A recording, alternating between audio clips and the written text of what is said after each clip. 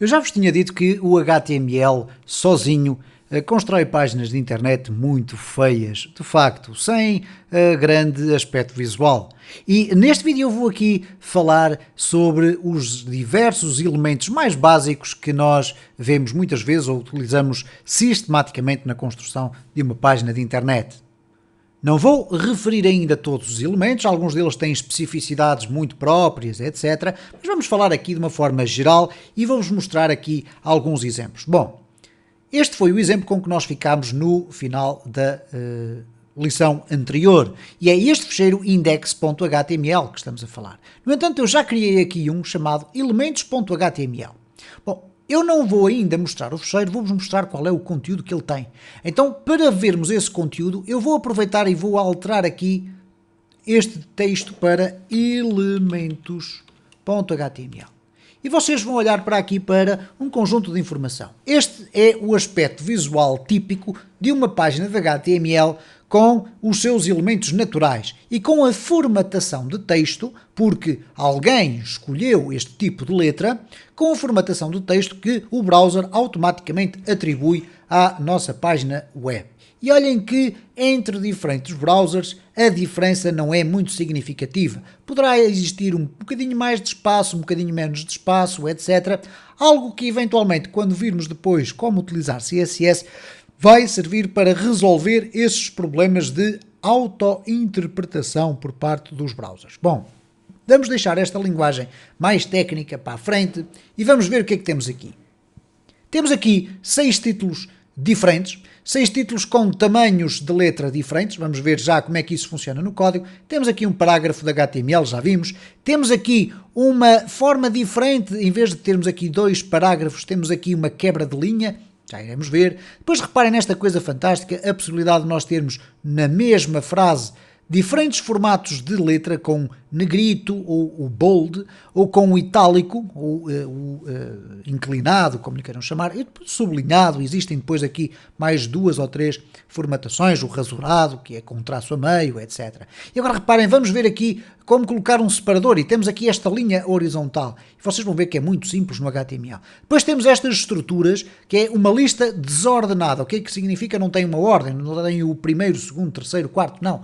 Ele automaticamente coloca uma pequena bolinha ali atrás de cada um dos itens. Mas temos aqui, por exemplo, o exemplo de uma lista ordenada, em que temos o 1, o 2, o 3, e nós não temos que escrever isto, é o HTML que vai automaticamente colocar, ou neste caso o nosso browser, e depois temos aqui os itens. E olhem agora aqui um botão, claro que este botão neste momento não faz nada, mas está aqui. Isto porquê? Porque no HTML é possível nós construirmos botões. Temos aqui também o tradicional espaço que vocês veem, que são os elementos de formulários. Reparem, eu tenho aqui um que me permite escrever texto. Tenho aqui este que tem um aspecto visual semelhante àquele, mas que me permite fazer uma coisa, que é ir aqui utilizando estas pequenas setinhas para aumentar e diminuir os valores numéricos que ali estão. E depois temos aqui ainda um combo, ou um select, como lhe queiram chamar, onde eu posso escolher itens diferentes, e tudo isto feito só com HTML. Ainda temos aqui uma checkbox, aprender HTML, etc. Bom, como é que estes elementos todos apareceram aqui? Vamos olhar aqui para o nosso projeto no código e vamos abrir a pasta ou o documento dos elementos. Há aqui um aspecto que eu vos quero referir relativamente ao Visual Studio Code.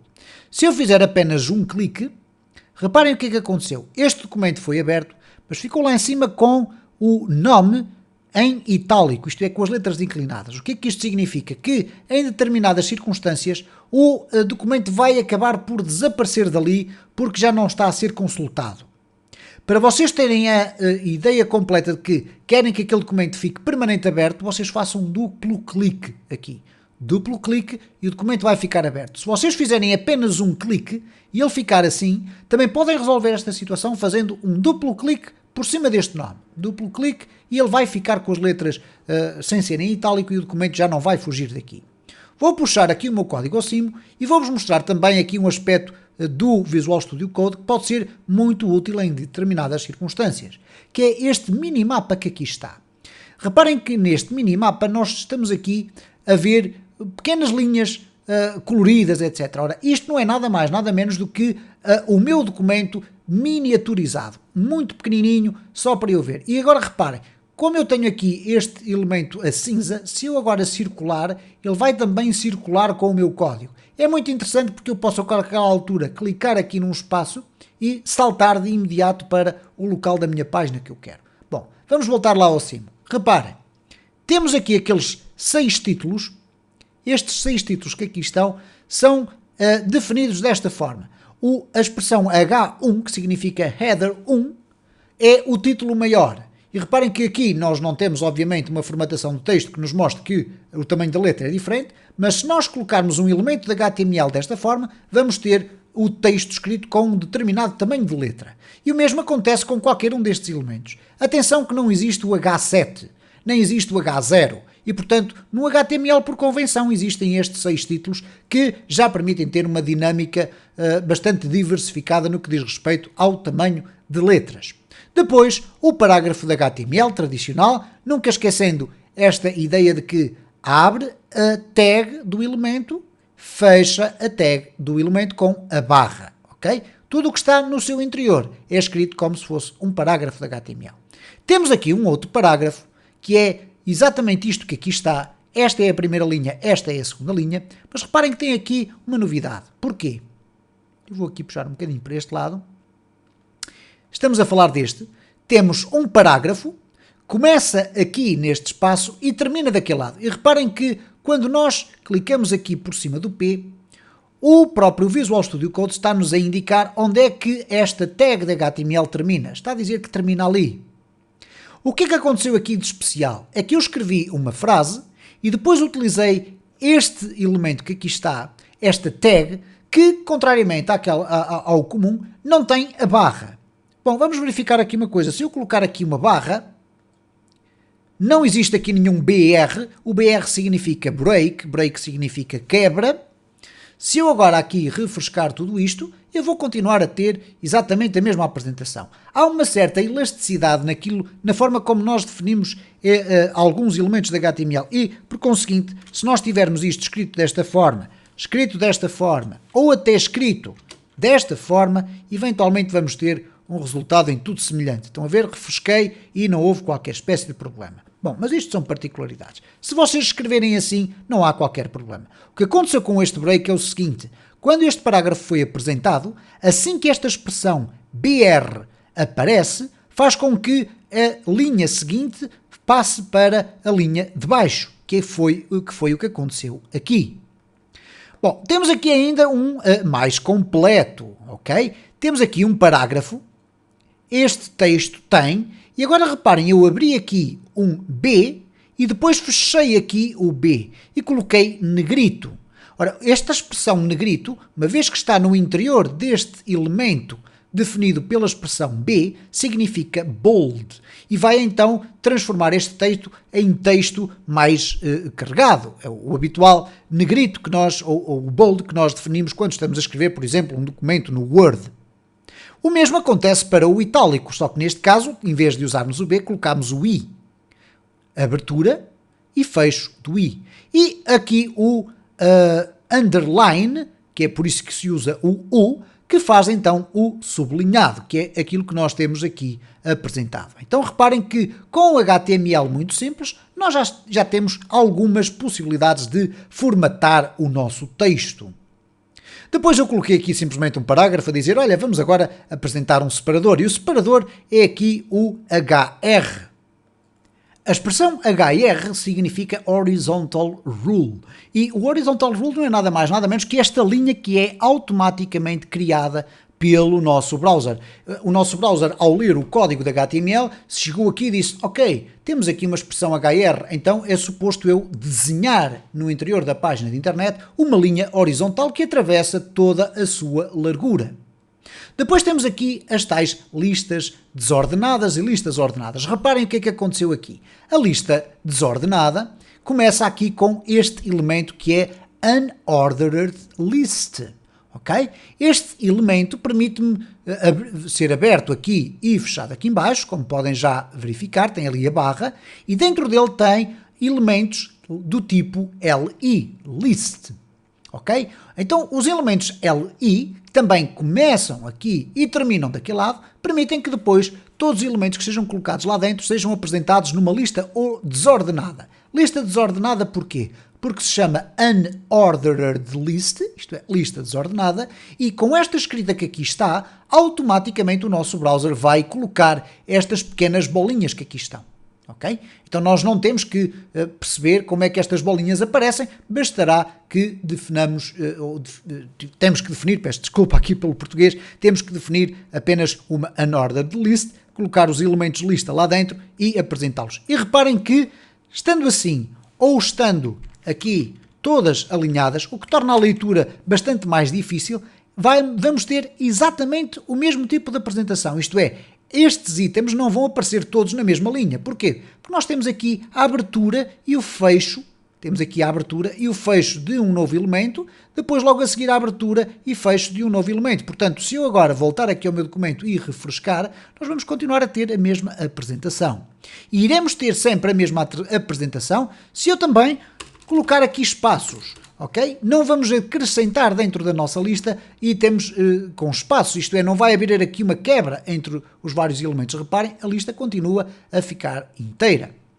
Depois, para a outra lista, é tudo igual, a única coisa que muda é o OL, Ordered List, isto é, lista ordenada. Então, quando o nosso browser lê e interpreta este código de HTML, vai pensar, ok, então não é uma lista desordenada, portanto não vou colocar lá umas bolinhas atrás, vou colocar sim uma sequência numérica. Por isso é que ele começa aqui no 1, o 2, o 3, o 4 e o 5, acrescenta inclusive um pequeno ponto e depois mete o texto que eu coloquei aqui nos elementos LI. Depois temos aqui o botão é exatamente isto, button. Abrir o button, fechar o button e colocar lá dentro o texto. Perguntar-me-ão, então mas depois o que é que nós fazemos com os botões? Quando eu faço um clique no botão, como é que eu executo uma determinada operação? Bom, vamos devagar, nós vamos chegar lá muito em breve. Coloquei depois aqui um outro separador, um horizontal rule, que está aqui, logo a seguir ao botão, como vocês podem observar, e depois meti aqui dois elementos para podermos escrever. Aqui vocês vão ver uma novidade, que é o seguinte, tradicionalmente nós iríamos ter aqui input, e se calhar teríamos aqui um barra input. Bom, mas neste caso concreto temos aqui uma novidade de facto. É que dentro deste input temos aquilo que nós vamos já ver depois nos próximos vídeos, algo que se chama um atributo do nosso elemento. Um atributo é dizer o seguinte, nós temos um elemento, mas atenção, este elemento input, que pode existir de vários formatos, pode ser um input do tipo texto, um input do tipo número, um input do tipo tempo, um input do tipo data, nós estamos a dizer este é do tipo texto.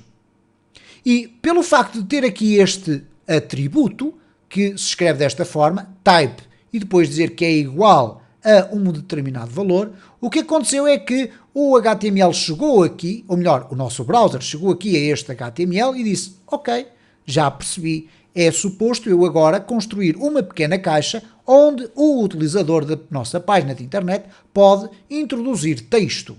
E reparem que isso é definido aqui pelo tipo. Por isso é que quando eu chego aqui, eu coloco aqui o meu cursor e posso escrever texto e algarismos, etc. Não tem qualquer problema. No elemento de baixo, eu defini um tipo diferente, coloquei number. E atenção que esta é uma funcionalidade típica do HTML5. Ora, ao definir este input do tipo number, nós temos um aspecto visual muito semelhante ao anterior, mas automaticamente o nosso browser vai colocar ali aquelas pequenas setas para cima e para baixo. E reparem que eu vou clicando para aumentar ou diminuir os valores e o aspecto visual das teclas pode, ou destes botõezinhos pequeninos das setas que aqui estão, pode ser ligeiramente diferente de browser para browser, mas de facto elas vão ser apresentadas. Temos ainda aqui um select e reparem que o select que aqui está, eu vou aqui aumentar o espaço para isolarmos aqui este código, ok, agora aumentei ali no sítio errado. Temos aqui então o select. Este select é a instrução que permite indicar ao browser que ele tem que construir uma caixa que nós tradicionalmente chamamos de um combo. Isto é, uma caixa que tem aqui uma pequena setinha que nós sabemos de antemão que se clicarmos nela vamos ter acesso a uma lista de diferentes opções. E depois tem a possibilidade de nós escolhermos a opção que queremos e ela fica ali selecionada.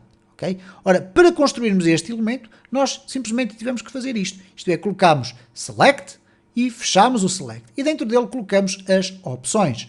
Option e /Option.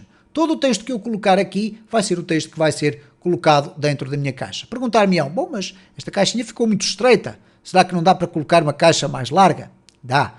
Ela aqui, neste momento, está-se a ajustar diretamente ao tamanho do maior elemento que aqui está. Então, se eu colocar aqui qualquer coisa adicional, o documento vai ser automaticamente guardado. Quando eu agora refrescar a minha página, reparem o que é que aconteceu, o tamanho aumentou. Porquê? Porque eu tenho um elemento que tem um texto mais comprido e, por conseguinte, ele vai regular a sua largura pelo elemento mais comprido. E depois temos aqui esta check do aprender HTML, que também passou pela utilização deste código. Reparem, eu coloquei aqui um parágrafo e fechei aqui o parágrafo. E dentro do parágrafo coloquei o input. Ora, se eu não tivesse usado o parágrafo, eventualmente poderíamos correr o risco deste input ser colocado aqui à frente. Bom, mas isso são contas de outro rosário, como eu costumo dizer. O que eu coloquei aqui foi simplesmente o seguinte: input. Este não é do tipo texto, nem do tipo numérico, é do tipo checkbox.